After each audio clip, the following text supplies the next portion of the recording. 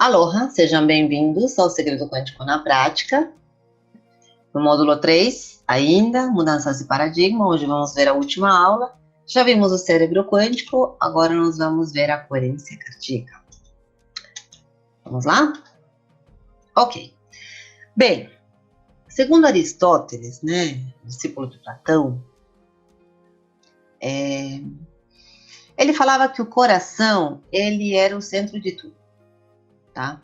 O coração era onde explodiam as emoções e era no cérebro onde eram esfriadas, por conta do raciocínio, da razão. Em outras palavras, ele disse que o nosso cérebro era tipo uma ventoinha, um resfriador, um local de resfriamento, um radiador. E ele dizia que tudo nascia do coração. Isso se acreditou durante muitos anos. Mas foi a partir do século XVI, por William Harvey, que é esse senhor que está aqui, que foi ele, um médico, que descobriu o sistema circulatório. Portanto, ele, logo após isso, após essa descoberta, ele disse que o coração, de fato, era um órgão responsável por bombear sangue, O nosso sistema era a unidade motriz do sistema circulatório. Bem, mas foi a partir de 1990 que se criou o Instituto Hermes. Ou seja, a partir dessa data, a partir dos anos 90, é que muita coisa na área da cardiologia foi difundida, vamos dizer assim.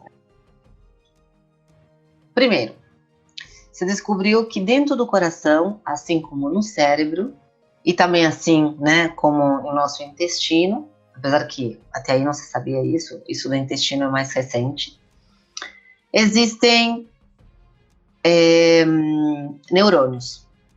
E que esses neurônios, assim como no cérebro, também segregam neurotransmissores, hormônios, da mesma maneira que o cérebro. Portanto, é uma glândula. Que o coração se conecta ao cérebro por meio da ínsula. Eu vou explicar daqui a pouquinho o que é ínsula. O coração comanda ações antecipadamente e que ele se comunica, ele manda muito mais informação para o cérebro do que o cérebro manda para ele. Já vamos falar um pouco mais sobre isso. Esses neurônios, as sinapses que acontecem no nosso coração, elas são 100 vezes mais potentes que as que acontecem no nosso cérebro. E o campo magnético é a mesma coisa, 5.000 vezes mais potente que a do nosso cérebro. Então, o nosso campo eletromagnético, ele tem de 3 a 5 metros. Tá? Agora a gente vai falar um pouquinho mais sobre ele. E que se conecta ao campo eletromagnético global, Bom, vou explicar um pouquinho melhor isso. Tudo, segundo a física quântica, é energia. Tudo aquilo que tem movimento produz uma energia. Se tem movimento, produz uma energia. Se tem energia, portanto, cria um campo eletromagnético. Ou seja, tudo, mesmo uma coisa estando em repouso, ela tem o seu campo vibracional e ela está vibrando e ela tem suas moléculas lá vibrando o tempo inteiro no seu ritmo. Ok? Bem, então, existe um campo eletromagnético que está no nosso corpo, que nos permeia, e há uma interação extrasensorial, entre todos os componentes do universo, do micro ao macro. Bom, Céu, e como é que você prova isso? Eu vou mais ou menos comentar 2 experimentos, tá, que são extraídos de 2 livros. O primeiro livro é o Experimento da Intenção, da Lynne McTaggart. Ela fala que, e não somente ela, desse experimento que eu vou falar agora, mas em outros livros também, em outras literaturas.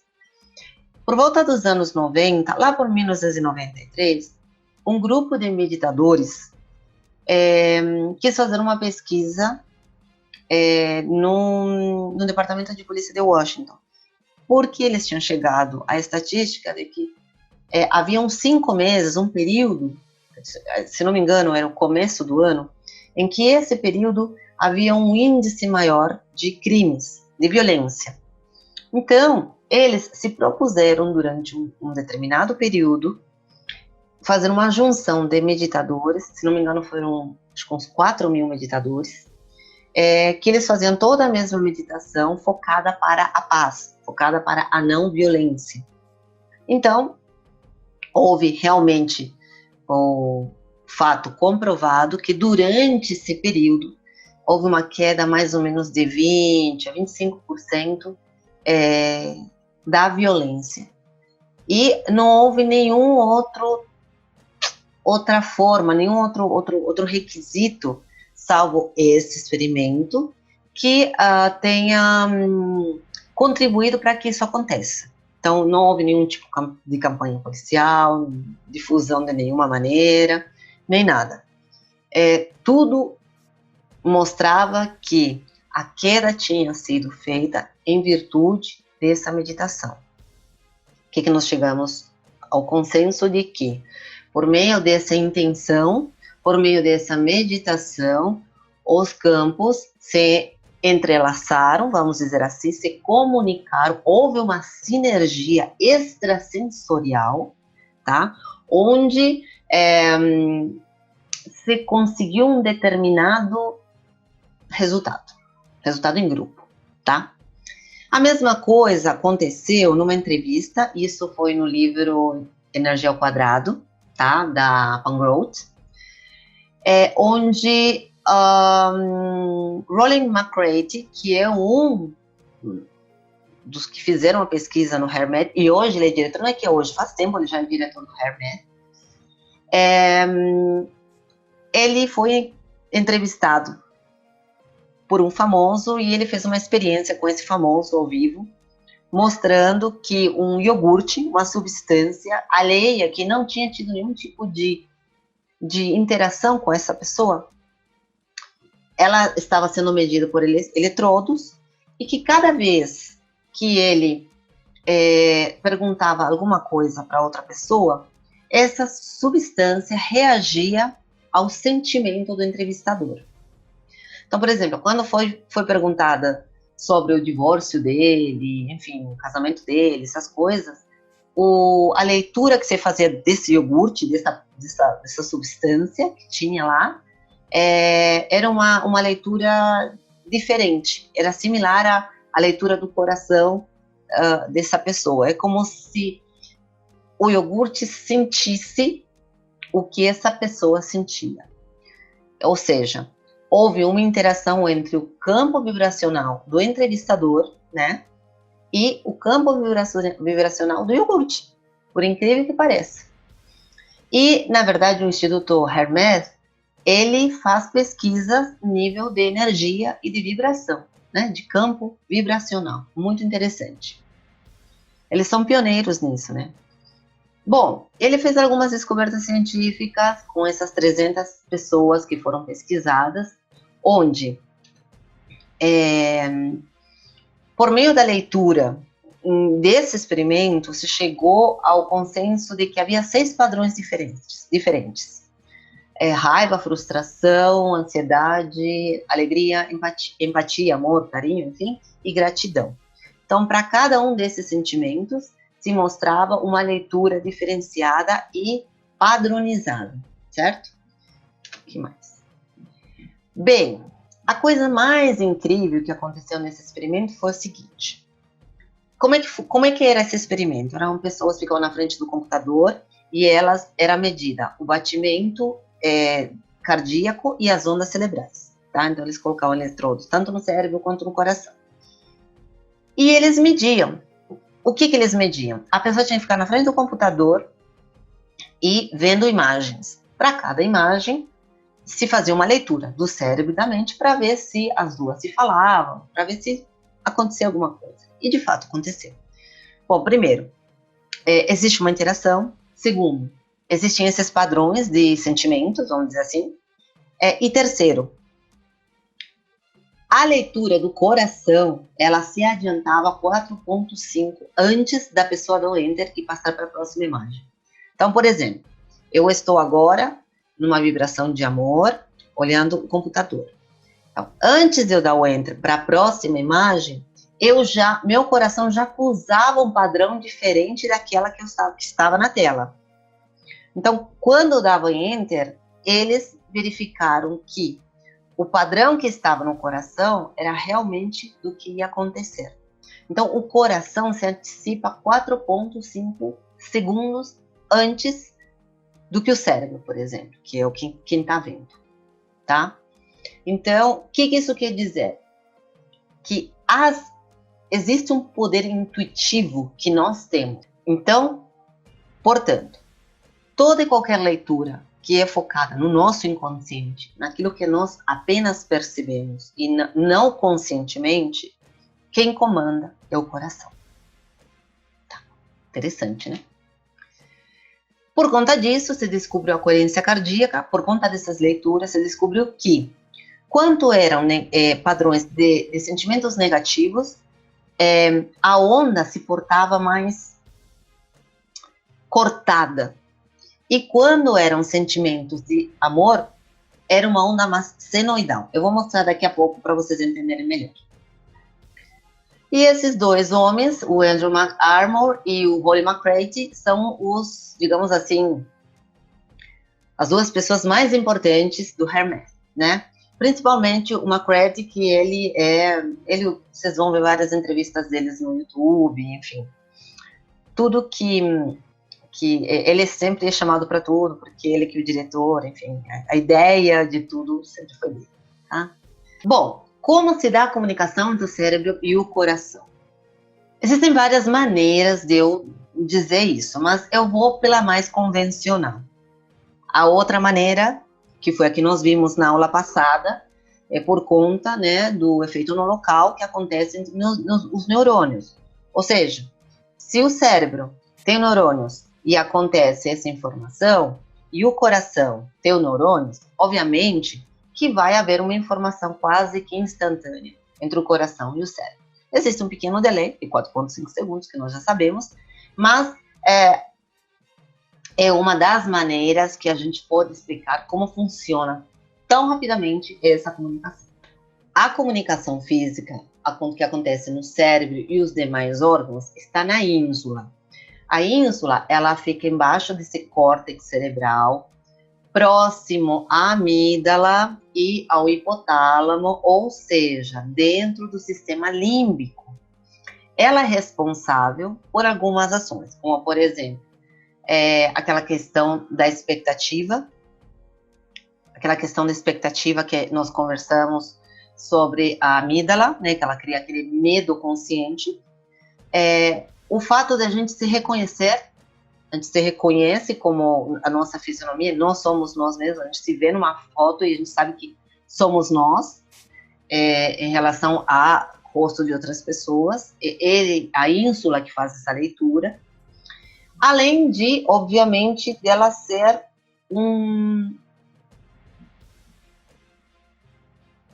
uma recepcionista. Sabe recepcionista de uma empresa que recebe e manda embora as pessoas, enfim? Como se fosse um aeroporto, vamos dizer assim, onde chegam e partem todas as informações, tanto informação interna do cérebro, quanto informação para o intestino, para o coração. Então, é nessa índole, essa índole está sendo estudada hoje, tá? Existe uma conexão também que ainda está sendo estudada com a pineal, mas eu ainda não trouxe nada, porque ainda não existe nada muito factível. E, caso você não lembre, a pineal, ela é o tamanho de uma amêndoa, existe dentro do nosso cérebro, bem dentro, nosso próximo à ínsula, e ela é responsável pela nossa conexão com o espiritual, né? Com a parte onírica, com a parte, digamos assim, com os campos eletromagnéticos e com tudo aquilo que seja metafísico, extracorpóreo, enfim, é a pineal. E a ínsula, obviamente, recebe também, né, e emana essas informações, porque ela se comunica com todo mundo, né? certo? Em 1952 foi descoberto o sistema límbico, que eu acabei não falando, e dentro desse sistema nós sabemos que estão todas as nossas emoções, como eu já falei naquela aula falando sobre o cérebro, tá? E se notou que durante um experimento, que é o experimento que eu vou falar daqui a pouquinho, a ínsula estava no meio, né, correspondendo a esse resultado, tá? Que resultado é esse, Selva? A relação entre os sentimentos e o coração, tá? Apesar do James Pepys, 1952, ter descoberto o sistema límbico, um experimento recente feito por ressonância magnética funcional, que é um tipo específico de ressonância magnética, chamaram um tanto de pessoas, onde as pessoas viam fotos de pessoas amadas e viam pessoas de fotos desconhecidas.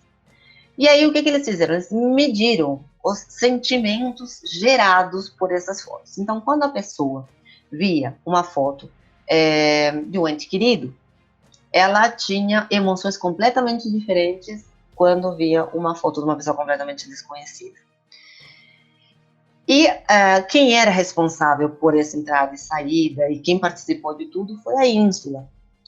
E o que foi mais interessante é que a ínsula, por conta desse recebimento de informação, ela disparava os neurotransmissores para outros órgãos. Então, por exemplo, quando você via uma pessoa que você amava, você estava apaixonado, você vê uma foto, se chegou à conclusão de que a pessoa tinha aquela sensação de borboletas no estômago, suava frio e tinha taquicardia. Por conta dessa taquicardia, é que foi atrelado ao coração, né, essa questão dos sentimentos, né, das sensações. Mas, na verdade, até onde se conhece, nós nos apaixonamos pelo cérebro e não pelo coração. Até o momento, tá, gente? Mas, como nós sabemos, o coração também tem neurônios, então vai saber como é que fica essa situação de agora em mais, tá? São as informações que eu tenho registradas até esse momento. B. O que é coerência? Coerência é o nexo, é uma relação harmoniosa entre dois itens, duas pessoas, dois lugares, duas coisas, entre dois ou vários, obviamente, né? É uma relação harmônica, uma correlação harmônica, né? Enfim. E a coerência cardíaca é a relação entre o cérebro e o coração. E o corpo, é o que a gente chama de coerência psicofisiológica, né? Nome mais pomposo assim, mas é coerência cardíaca. Bom, se sabe que a variabilidade entre um ritmo cardíaco e outro, entre uma batida e outra, nem sempre é a mesma. Então, se sabe que entre um batimento e outro, os BPMs, eles são diferentes, tá? As batidas por minuto são diferentes. O tempo entre um e outro são diferentes. E isso se chama variabilidade da frequência cardíaca, tá? Então, não existe uma regularidade, não seja assim, olha, é a cada 0,80, não. Isso é o nosso natural, o nosso normal de todo ser humano, tá, gente? Não é que você tem, não é que eu tenho, não, é o normal, tá? E quem é responsável por esse batimento? É o sistema nervoso autônomo, que se encontra dentro do sistema límbico, né? Lá próximo da ínsula, dentro de toda essa gente aí. O que acontece? Quando nós estamos num momento de vigília, de ação, de energia, acordados, focados, quem responde por isso é o sistema nervoso autônomo simpático. E quando nós estamos mais relaxados, mais calmos, né, sonolentos, com uma energia mais baixa, é o parasimpático. Então, os nossos batimentos, o normal dele é ser ativo e descansa, ativo e descansa. Isso é o normal, isso é o nosso normal. O que não é normal é você atingir picos muito elevados, principalmente do sistema nervoso simpático. Isso significa que você está estressado, que você está com picos altos de adrenalina. E essa adrenalina, ela provoca, né, cria o que a gente chama de cortisol.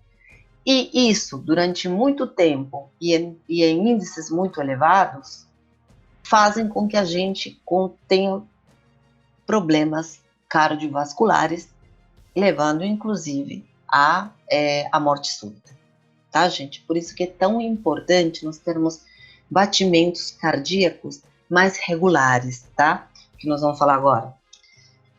Bem, aqui nós temos um estado de caos, quando a pessoa está estressada, a pessoa está nervosa, a pessoa está hiperativa, a pessoa está num momento de estresse, tá? Então, nós estamos em estado de caos, vocês podem ver, ó, os batimentos são bem regulares, e o desenho dele, os picos são bem agressivos, tá? E o estado de coerência. Então, quando nós falamos num estado de coerência, o batimento ele é mais senoidal. O que é senoidal? Mais redondo, né? Então, para as emoções negativas, a VFC, né, a variabilidade da frequência cardíaca é muito irregular, e quando nós estamos com emoções positivas, essa variabilidade ela tende a ser um pouquinho mais regular, tende a ser mais harmoniosa ou mais harmônica, certo? Qual a diferença agora? Isso aqui é muito importante e vocês precisam entender porque estar no estado de meditação de relaxamento não quer dizer que você está num estado de coerência cardíaca. São duas coisas diferentes. Você pode estar num estado de relaxamento com a coerência cardíaca, mas o estado de relaxamento não se encontra na vigília. O que é vigília? Agora, por exemplo, eu estou na vigília conversando com você, você está na vigília prestando atenção. Você está focado, você está acordado, você está energizado, você está estudando. Quando nós estamos sonolentos, estamos meditativos, nós estamos dormindo, né? Aí já a nossa frequência é completamente diferenciada. Tá? A gente não está na vigília. Então, a gente, portanto, dificilmente a gente vai estar na coerência cardíaca. Então, a diferença entre relaxamento e coerência é o estado de vigília. Quando você está em repouso, você está relaxado. Quando você está na vigília, você está na coerência. Porém, você pode estar estressado na vigília, tá? E quando você é estressado, você não está na coerência cardíaca, tá? Então, agora, primeiro, para você estar na coerência, você tem que estar no estado, é o que eu vou falar agora, no estado observador, tá? Mas calma lá. Então, primeiro vamos às diferenças. Quando você está em repouso, você está em relaxamento. Quando você está na vigília, você está na coerência. Quando você está em baixa energia e você está desligado cognitivamente, ou seja, você não está pensando, estudando, focado, se está compenetrado, você está no estado de relaxamento. Você fica no estado de relaxamento, você fica nesse estado. Quando você está na vigília ou na coerência cardíaca, não necessariamente você está desligado cognitivamente. Você pode estar focado, em estado de atenção, em estado de estudo, energizado, porém, calmo. Porém, num estado de observação, tá? Sem sentimentos agressivos. Tá? No caso do relaxamento, a frequência é alta, porque você vai atingir estados como alfa, teta, né? Mas a amplitude é baixa. A onda ela não fica dando esses picos. Diferente na coerência. Na coerência você tem o pico para cima e o pico para baixo porque você está na vigília. Então a amplitude é natural, tá?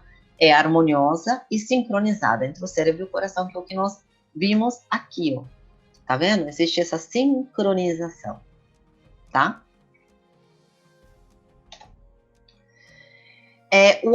Aí aumento da atividade parasimpática. Por quê? Porque você está nisso aqui, gente, ó. Você está nesse nível aqui embaixo. Então, essa frequência, ela fica toda no parasimpático, né? Lá abaixo. Então, você se sente relaxado, tá? Diferente quando a gente está na vigília, que é aqui em cima. Tá bom? E há, obviamente, uma diminuição da variabilidade da frequência cardíaca. Você está relaxado. Então, quando você está relaxado, você não está naquele tum-tum-tum, sabe? Você está relaxado. No caso da coerência, também não há nenhum tipo de variabilidade, porque você está na vigília, você está no seu estado natural, salvo que você esteja estressado, como nós vimos, né? Como nós vimos aqui, ó, estressado, né? A variabilidade é muito grande, né? E quando você está em coerência, você está num estado mais harmonioso, né? Os benefícios para quem pratica a coerência cardíaca. Gente, esta aula vai acompanhar um exercício. Na verdade, eu vou fazer 2 exercícios. Um para vocês praticarem a coerência cardíaca durante seu dia e outro num sistema meio com música. Caso você queira meditar com isso, também não é errado. Tá? Não é errado você estar em estado de relaxamento com coerência cardíaca, muito pelo contrário. Você consegue associar os dois? Consegue, né? E tem, assim, resultados muito bons, tá? Então, esta aula vai acompanhar esses exercícios para você chegar na coerência cardíaca. Vamos lá. Redução de estresse, dores, desconforto geral, da TPM, arritmia e palpitações para quem tem problemas de arritmia, fadiga, irritabilidade, ansiedade, depressão. Esse tipo de depressão pode ser a depressão clínica, quanto a depressão como estado de depressão. Uma parte fantástica, aumento da percepção, como nós falamos da intuição, né? Como a gente chegou a falar daqueles 4,5 segundos anteriores, que a pessoa consegue entender que vai acontecer alguma coisa. Sabe quando você diz assim, eu tive uma sensação, eu estou com um pressentimento. Não, toda sensação, pressentimento vem do coração. Então, você sempre tem que ouvir esse pressentimento, essa intuição. A gente também vai trabalhar muito com isso, porque essa intuição, essa percepção, é a que vai ditar para você se você colapsou ou não a função de onda. Então, vai ser o passo 9 que a gente vai estudar no nosso colapso da função de onda, tá? Então, vai ter exercícios para isso também. Mais equilíbrio emocional, quando você está no foco de observação, sem julgamento, que o nosso problema são as memórias, são os julgamentos, o que vai acontecer, o que já aconteceu. E, na verdade, a coerência cardíaca te traz o momento presente. É muito parecido com mindfulness, é muito parecido, tá? São exercícios um pouquinho diferentes, mas a intenção é essa, a intenção é você estar no seu presente. Outra coisa que é bacana, você fica mais resiliente. Quando acontece trocas de coisas, quando acontecem coisas que talvez outrora te afetavam, agora já não vão te afetar mais. Por quê? Porque você vai estar no modo de observação, tá? Vai trazer mais concentração, mais foco e, obviamente, mais criatividade. Você fica mais criativo. Por quê? Porque você consegue abrir mais, ampliar o teu leque de opções, leque de observação, e você consegue criar mais, consegue atrair mais oportunidades para você, tá? Você consegue ver as infinitas possibilidades. Aumento da compreensão do poder analítico, né, por conta disso também, e uma vida mais saudável. Gente, a coerência cardíaca não é somente por uma questão de intuição, mas é uma questão de saúde, certo? Por último, não menos importante, como conseguir a coerência cardíaca, vai ter esse exercício que eu vou dar para vocês, mas tem que ser com uma respiração arritmada, né, homogênea, juntamente com a visualização de sentimentos positivos. Esses são os dois ingredientes que têm que estar juntos, que são diferentes de qualquer outro tipo de respiração, qualquer outro tipo de meditação. Você tem que estar respirando e pensando ao mesmo tempo para você ter esse resultado da coerência cardíaca. A visualização de sentimentos positivos é o segredo da coerência cardíaca, tá? Você pode fazer isso durante 3 a 5 minutos, durante seu dia. Eu aconselho a fazer de manhã, antes de você sair para o seu dia, E à noite, de uma maneira mais relaxada, aí sim, você pode fazer uma meditação junto, enfim. Pode ser de 2 a 3 vezes por dia, ou quando você achar que é necessário. Quando você estiver num momento de estresse, de pico de estresse, se estiver muito triste, ou muito acelerado, enfim, você pode fazer esse exercício que é rapidinho, não vai te tomar mais do que 3 minutinhos, dependendo como você for fazer, e vai ser muito efetivo, tá? Efetivo para a sua vida, tá? Então, por tempo indeterminado, para a vida toda, levem isso com vocês para sempre. Talvez este seja o exercício mais importante deste curso. Certo, gente? Um super beijo a vocês. Vejo vocês na próxima aula, onde nós vamos começar de fato já os passos para o colapso da função de onda. Certo? A gente se vê lá. Super beijo. Aloha. Fui. Até mais.